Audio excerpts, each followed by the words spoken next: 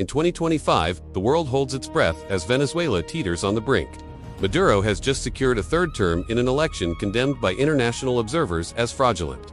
The United States, which had previously eased oil sanctions in exchange for the promise of a fair vote, immediately reinstates all restrictions.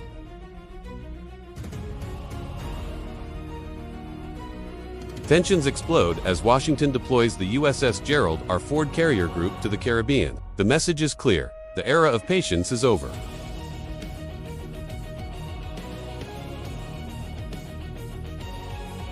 Precision strikes hit smuggling networks, hidden airstrips, and coastal safehouses linked to corrupt officials. Caracas responds with fury.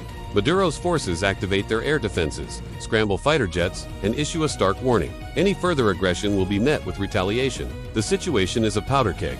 A single miscalculation, a drone shot down, a stray missile, or a warship firing in self-defense could ignite a full-blown crisis overnight. At this critical juncture, Washington faces a choice: de-escalate and pull back, or advance and force Maduro to face the consequences. What happens if the United States decides to cross that threshold? What would a modern conflict with Venezuela actually look like?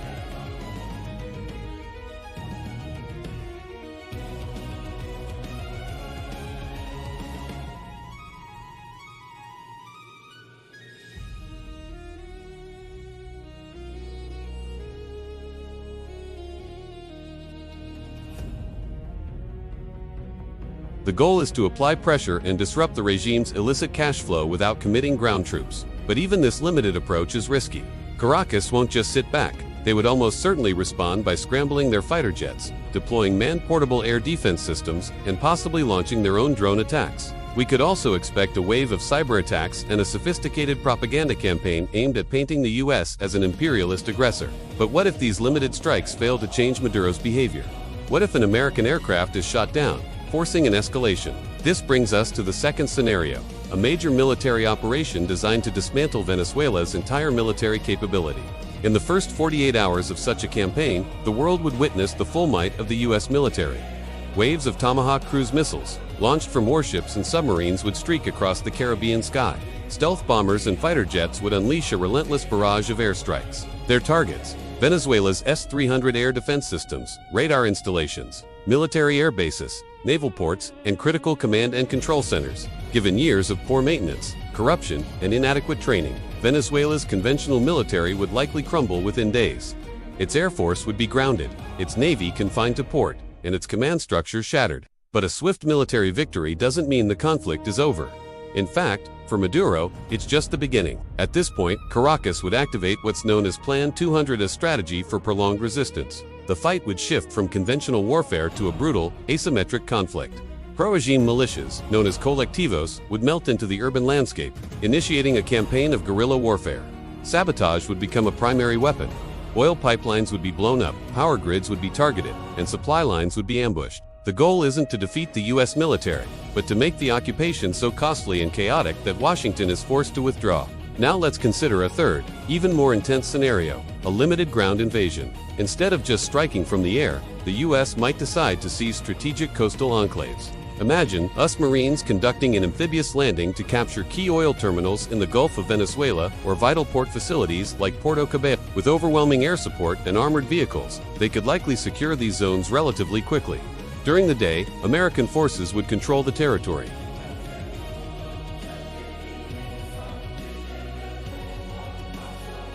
Pro-Maduro loyalists, armed with small arms, explosives, and a deep knowledge of the local terrain, would launch hit-and-run attacks.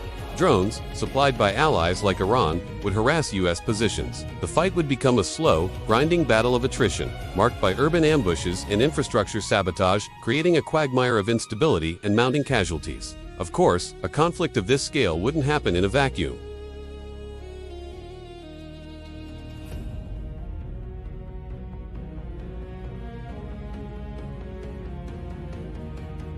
China, with billions invested in Venezuela's oil sector, would primarily use diplomacy to protect its economic interests. Avoiding direct military confrontation with the U.S., Iran, however, might see an opportunity. It could increase its shipments of drones and missiles to Venezuela, while simultaneously activating its proxy forces in the Middle East to target U.S. assets, opening up a second front. Cuba, a longtime ally, would play a quiet but critical role. leveraging its deep intelligence connections within Maduro's security apparatus to aid the resistance. Meanwhile, Venezuela's neighbors would be forced to react. Colombia and Guyana, both wary of Maduro, might provide logistical or intelligence support to the U.S., while Brazil would likely call for a diplomatic solution. The bottom line is this: the United States possesses overwhelming military superiority. In a conventional fight, it could neutralize Venezuela's armed forces in a matter of days. The American arsenal of aircraft carriers, stealth fighters, nuclear submarines, and cyber warfare capabilities is simply unmatched. But Maduro knows this. His strategy was never to win a head-to-head battle.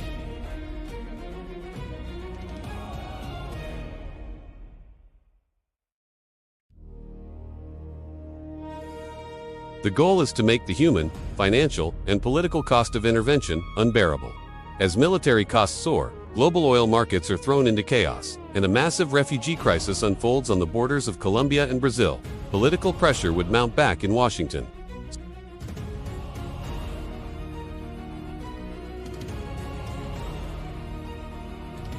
The real fight wouldn't be the initial invasion. It would be the brutal, chaotic, and seemingly endless aftermath.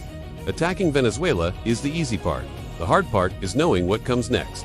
And as we consider the scale of this regional conflict, it's worth putting it into a broader perspective. If you want to see what happens when a superpower itself comes under direct attack, check out our video simulating a hypothetical invasion of the United States by a coalition of rivals like China and Russia.